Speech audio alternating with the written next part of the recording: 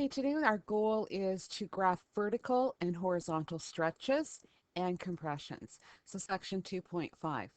So in general, when a graph is elongated in one direction, the transformation is called stretched. We've stretched the graph.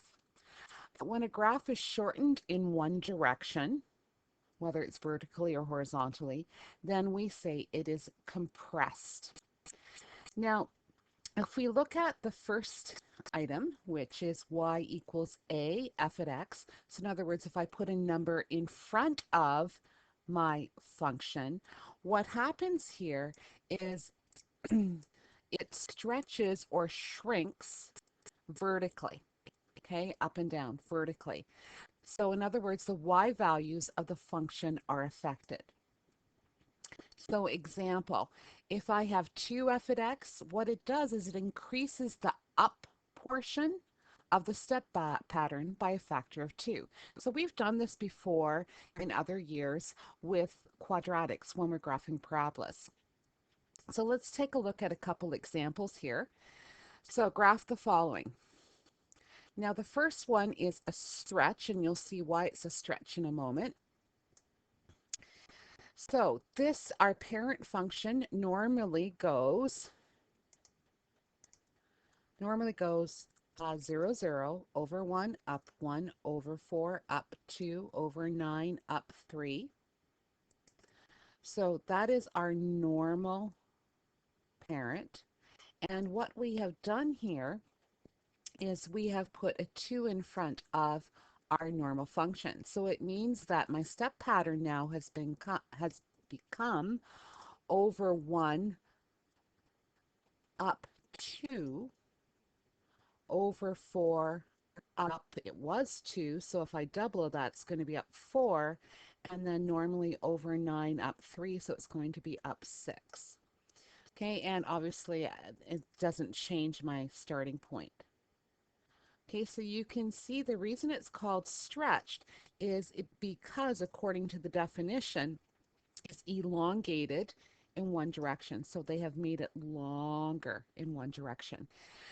So what you can do, a couple different things. You could actually make a little table of values for you if you wanted to, and I'm just going to put it here because normally our pattern is over and then up. So normally that pattern is over 1 and then it goes up 1 times 2 in this case. Then normally we go over 4 and then we go normally up 2, so we would go 2 times 2, and normally we would go over 9, up 3, but this time it's times 2. So each time you're multiplying it by the a value, which is in front of the function. So in each case, that's what's happening here. You're multiplying it by 2. Sorry, it's a little bit harder to see. I'll just take that. Oops, I won't do that. It moves it all over the place on me. See if I can just pick it up. Here it is here. Pick up my highlighting so he can see it's moved everything up by a factor of 2, okay, because of the 2. Now the following also I'm saying is a stretch, slightly different function this time because this is the reciprocal function. So I know that it has asymptote lines which I have to draw on the y-axis and on the x-axis. Normally the pattern for it is over 1, up 1, but because I have a 4 here, I'm going to go over 1, up 4. And the same this way, I'm going to go to the left 1, down 4 instead of 1. And then what happens is when we draw this, it's still like a creeping along the axes there. But the difference between it and the parent function is the distance between the asymptote lines. Okay, and I'll just use this. So you can see there's a greater distance here because normally we're over 1, up 1, which would be right where my pen is right now. So you can see that it has stretched it in that direction. And the same thing if I look here, normally I'm here, it has stretched it. Okay, so it has made a larger gap here between the asymptotes. All right, and let's do one more example. Okay, and this one is a compression. Now this is that absolute value graph, and if you remember the absolute value graph, and we'll just put the step pattern of what it normally is, and it's over and up. So normally we go over 1, up 1, over 2, up, up 2, and we keep on going. Remember, it's that kind of pattern. Now, because we have 1/3 in front here, we have to then take all of those up values and multiply them by 1/3. Now, it's harder to graph that when we're talking about decimals, but that's what we're going to do. We're going to multiply all of these values by 1/3.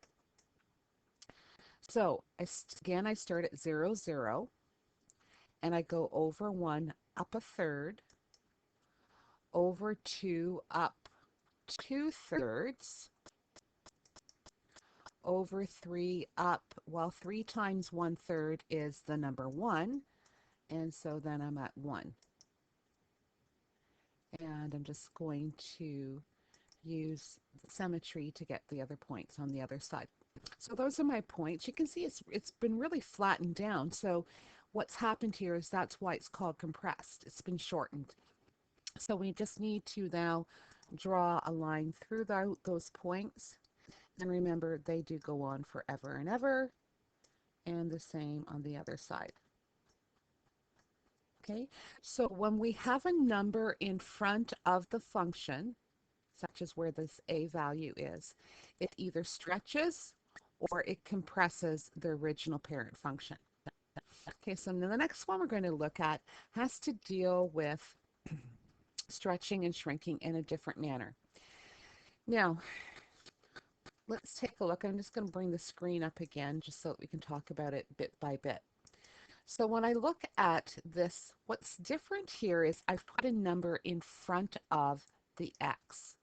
Okay, and k, yeah, k, and it's a k, by the way. So we have a k in front of the x. Now what happens here is it's affecting the x values because we're doing something to the x first and putting it into the function. So if we look at this, to stretch or shrink or compress horizontally, the x values of the function are affected. So what that means when we are stretching horizontally and vertically with those y values, it's a little bit different than what you're used to, because it means that the over portion of the step pattern is affected by a factor of 1/2. So instead of going over 1 up 1, I would go over 1/2 up 1. So that's where it's different. And really what happens is it's going to take half the amount of the normal x's to reach the up pattern. So what we have here is if k is greater than 0, there is a horizontal stretch. And if k is between 0 and 1, there's a horizontal compression of the graph by a factor of 1 over k, so by the reciprocal. So this is how it works. So if I look at the function f of x equals x squared, so in other words, a parabola, and I compare it to 2x squared, what happens with the values, and I'm just going to bring this down here, is if we look at what happens when I normally go over 1, I'm going to do it in green. Normally when I go over 1, I get 1 when I go over 1, I get 1 here, but notice when I put a 2 here, I don't see the number 1. The reason being is it happens when x is 1/2. So the same thing if I try to compare where items are. So look here, when y is 4 here when x is 1. But for my new function, y is 4 when x is 1 for the new function, but it is 4 when x is 4 for the normal function. Now I'll do another one because obviously I probably confused you by now. So let's look at when x is normally 4, the function here, x squared, is 16. But when I put a 2 in for my k value, I get 16 at half the x value, which is 2. You can see that there. Now let's go a little bit further just to prove the point. So if I do 36, normally it takes me 6 x's when x is 6 to get there. But here it takes half that amount. It happens when x is 3. Okay, so it takes half the amount of time to reach the same as what the normal function is. The normal function took up to x is 6 to get up to 36. When it's 2x squared, it happens at 3. Now the reverse is true when I put a half where this 2 is. So when I have a half, now it's going to take me twice as long to reach up to the same value. So let's take, for instance, the number 9. Well, the number of 9, and I'm going to change colors so we can compare. When it is 9 on my new function,